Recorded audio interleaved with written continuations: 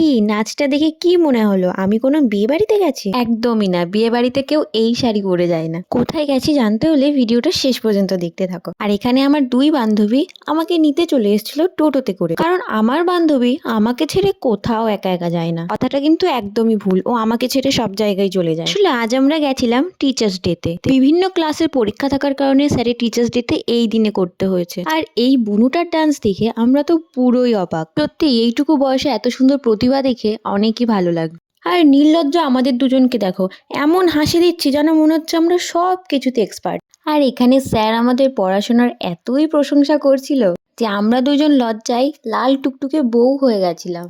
কেন জানি না, সবাই আমাদের দুজনের নাম শুধু গুলিয়ে ফেলে। দেখো গাইস, আমি বলে দিচ্ছি, আমি হলাম ঐশিকী আর আমার বান্ধবীর নাম হলো সুকৃতি। সবাই মনে রাখবে, কেউ ভুলভাল বলবে না কিন্তু। আর এই বদমাশগুলোকে দেখো, নিজেরা তো পড়াশোনা করবেই না, আবার আমাদের প্রাইজের উপর লোভ দিচ্ছিল। ও তোমাদের তো আমার স্যারের সাথে পরিচয় করাতেই ভুলে গেছি। এইটা হলো আমাদের স্যার বিজয় স্যার। স্যার যেমন ভালো পড়ায় ঠিক তেমনই ভালো নাচ শেখায়। প্রচুর ডান্স পারফরমেন্স দেখার পর আমার মনটার ভিতর উথাল পাথাল হয়ে যাচ্ছিল যে আমি কখন নাচ। আর এই দাদাটার গান দেখো, দাদা এত সুন্দর গান করেছিল, মন প্রাণ জুড়িয়ে যাচ্ছিল। আর এই টিচার্স ডেতে যে যার মতো তার নিজের প্রতিভাটা তুলে ধরার চেষ্টা করেছিল।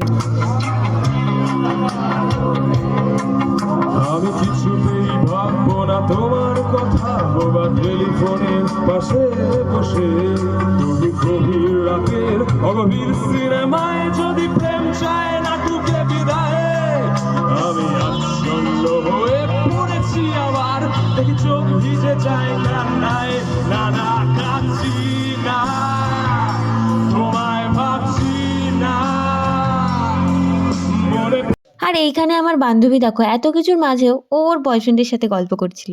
আজকালকার দিনে এরকম লয়াল গার্লফ্রেন্ড পাওয়া কিন্তু একদম মুশকিল। আর এখানে দেখো ছোট ছোট বোনুরা আজ কি রাত গানের ঝাঁকানাকা ডান্স দিয়ে দিল। এবার পালা ছিল আমাদের নাচে।